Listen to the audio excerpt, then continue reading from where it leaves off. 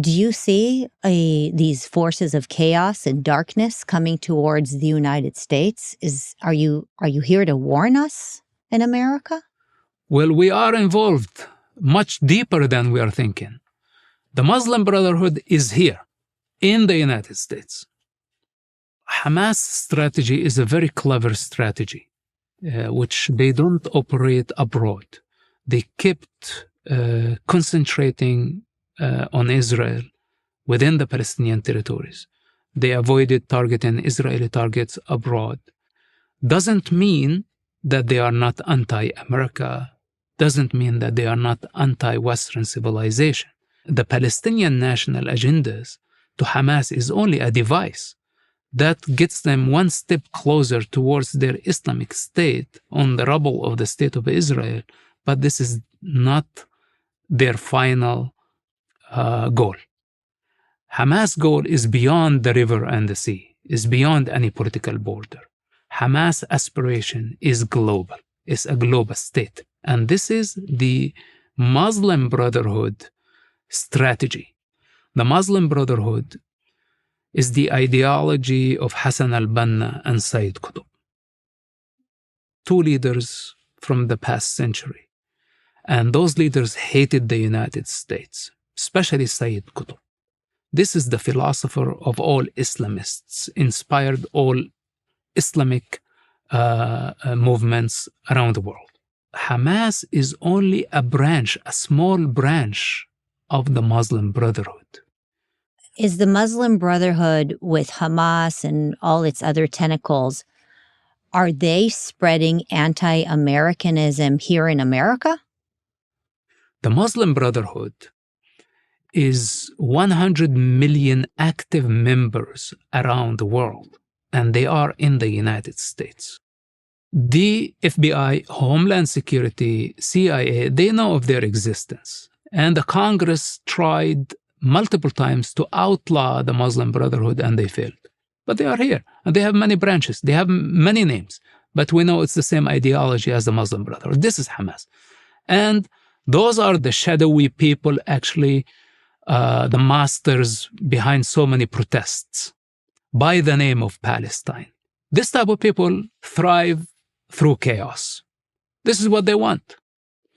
When they see protests, angry cause, when they see bloodshed, fanning the flame of the conflict to globalize the intifada and bring intifada to the American streets, where the mob would threaten and intimidate peaceful people, to insult Jewish people, to make people unsafe in their own homes. This is the game of the Muslim Brotherhood. This is how they like it. They thrive in chaos. Then we have hate messages by the name of religion in the mosque. And I say, shut down those mosques. Any mosque that does not separate religion and state must be closed. So I think we really need to counter. We need to counter this Muslim Brotherhood. It's a disease. For example, when the Muslim Brotherhood created Hamas as a branch, as a military wing, so they separate their activity, their general activity, which is basically aiming for a global state, than Hamas' local agenda that is concerned of the Palestinian territories. So this is like just a different department. I would consider any branch of the Muslim Brotherhood, whether they claim that it's education or preaching or peaceful or charity or just religious, all of them are interdependent. And all these functions support each other. So there is no difference between the hawks and the doves within the Muslim Brotherhood. They all should be treated as one organization, one entity that has many functions, but eventually it will lead to violence. America has its adversaries, the Iranians, the Russians. Is it possible that America's adversaries are using the Muslim Brotherhood to take America down? Other superpowers like Russia, China, North Korea, Iran, they made it very clear that they did not want the American superiority. They did not want the American monopoly over power. And their objective is to change world order. When the United States of America proposed condemnation to Hamas in the Security Council, Russia and China vetoed the decision. It's very clear that they use the wild cards or small entities like Hezbollah, like Hamas, to destabilize regions in order to destabilize the American economy. And now we see that they actually brought the division right to the American soil. Because today, with the virtual reality and the social media, we don't know where the accounts are originating from. It could be somebody from North Korea taking advantage of the situation and using the angry cause to fan the flame and ruin the lives of so many students on campuses, their families, and their life achievements. How could any American not consider this as an immediate threat to the American society? The game Hamas is playing, behind them, the Muslim Brotherhood, behind them, communists, socialists, Islamists, they all want to see the destruction of the United States of America. And for the first time in the history, we see Islamists and communists marching together in the same street, having a common goal. And their goal is the destruction and the fall of the American civilization. How aren't Americans seeing what you are saying? Why are young Americans on campuses, celebrities in Hollywood, why are they feeling an affinity to the Palestinian/Hamas cause? And they're not realizing that they're even putting their own lives at risk from the way you're describing this? Well, because they are not affected directly in the time being. But they don't know that eventually it is going to burn them. Being a hypocrite right now to just make a political stand in a trendy matter, thinking that this is a cool thing, abandoning fundamental principles that made this country a superpower. It's this very fundamental principles that we don't negotiate with savages, and we don't submit to the will of terrorists, no matter what. Ridiculing all the suffering and all the effort of our intelligence services and our army and all the soldiers who sacrificed their lives to bring security. And now, in the moment of crisis, they forget about the principle and they get carried away with the terrorist propaganda advocating on behalf of the devil.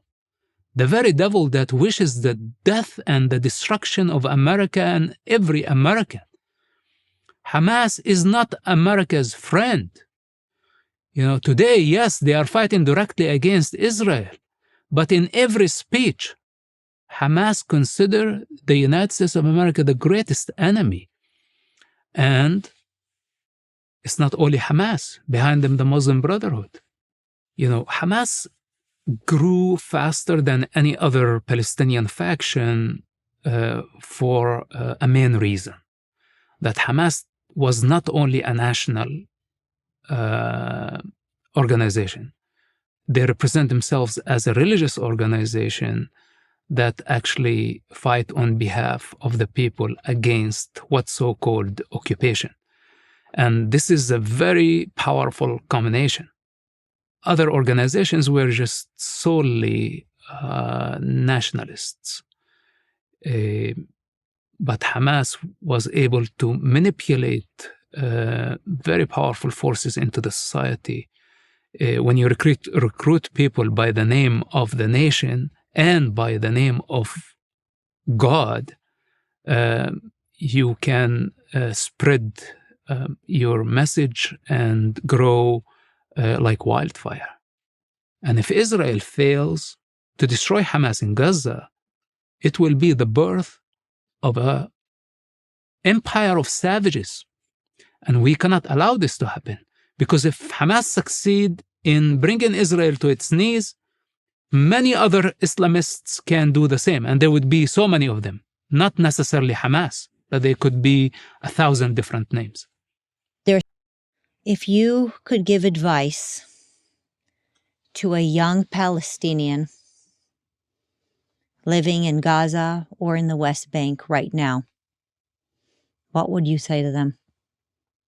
I would like for them to just realize that Hamas' existence is just a temporary existence, and it's coming to an end soon. So the identification with Hamas, with PLO, with Palestine, all of this nonsense, false identities. What I would like to see, a new generation of true rebels, but not against the United States and against democracy. Rather, rebellion against slavery, against indoctrination, against conditioning, against all the entities and forces that trying to steal their individuality. And I would like to see a new generation that fight for their freedom fearlessly. Here I am. I've been fighting for so long, and so many wanted me dead, and so many still want me dead. But I'm standing strong and stronger than ever. No one has authority over our lives, and we should not be afraid.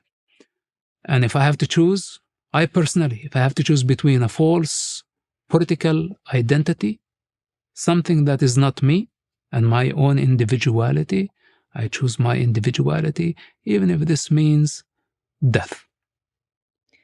Should the young Palestinian fight for their freedom against Israel, or should the young Palestinian fight against Hamas? First of all, I will not call them Palestinians. Okay, Yasser Arafat wanted them to be Palestinians.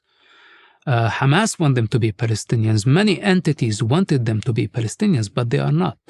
They are just children of that land. They are, some of them Arabians, some of them Turks, some of them Gypsies. Wherever they come from, it doesn't matter. They should learn from Israel. Israel is their best friend in the region. Israel is the model for the rest of the region, not only those who were born in the West Bank and Gaza, but also those who were born in Saudi Arabia, in Qatar. The rest of the Arab world should learn from the Israeli approach towards life. It's a very creative approach, and I like it. And we can learn a lot how the Jewish people overcame the atrocities of the Holocaust and were able to create a very successful, very powerful country. We need more of this model. Fighting against it would be going against evolution, against civilization, moving backward. Instead, we need to move forward. We need actually to cooperate with Israel, consider Israel as a friend. And this is hopefully after this war is over, we'll be able to talk about peace and initiate all type of cooperation between the Arab world and Israel, because Israel is not their enemy. Hamas is going to be history as a name.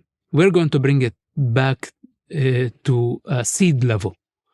And I think Islamists, including the Muslim Brotherhood, will learn that violence is a dead end.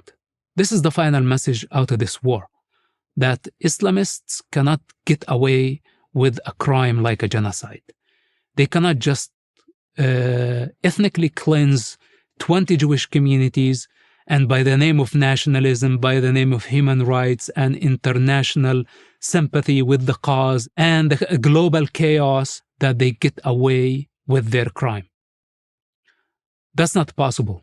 Today, Hamas and other Islamists understand that the use of human shields is a losing card. They used it in the past, in the previous Gaza wars. It worked for them.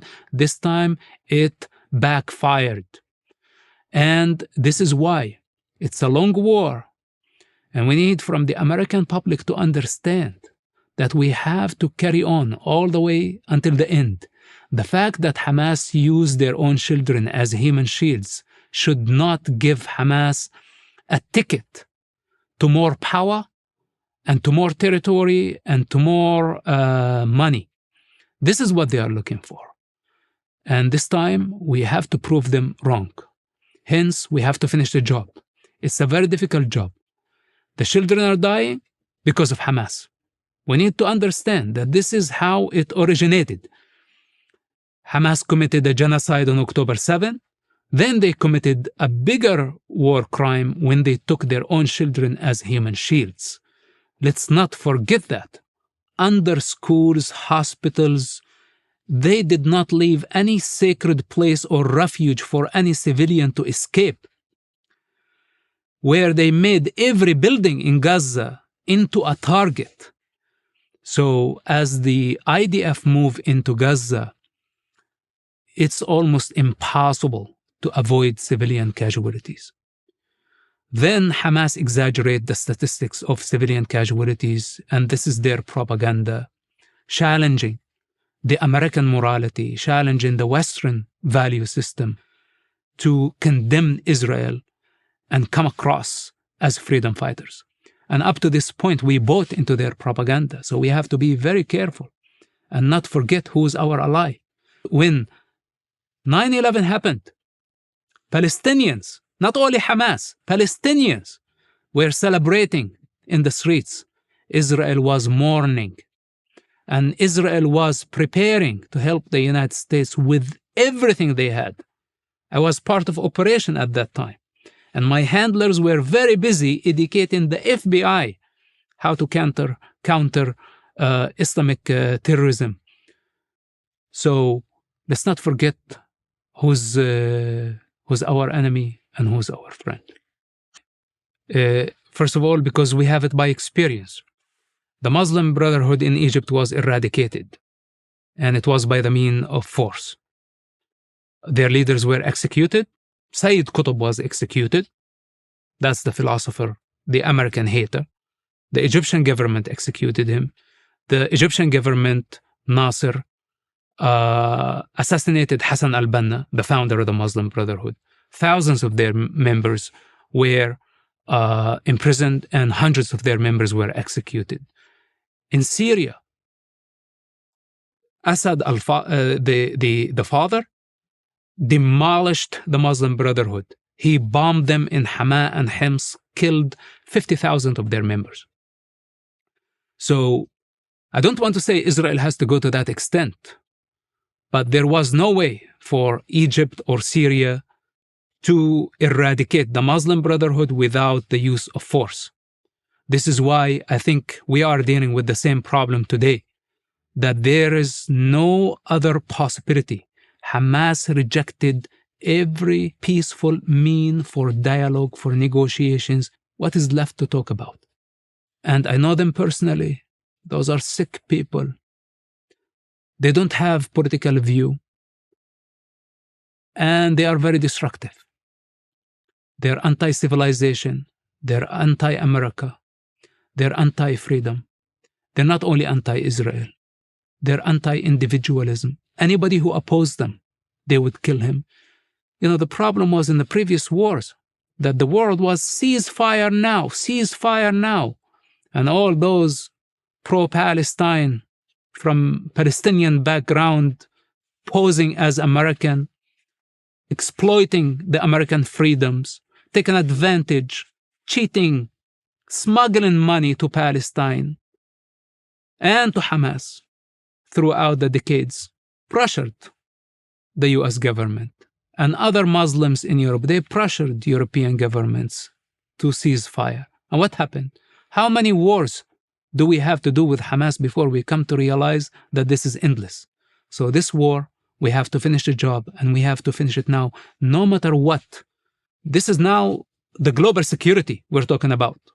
We're talking about the future of the United States.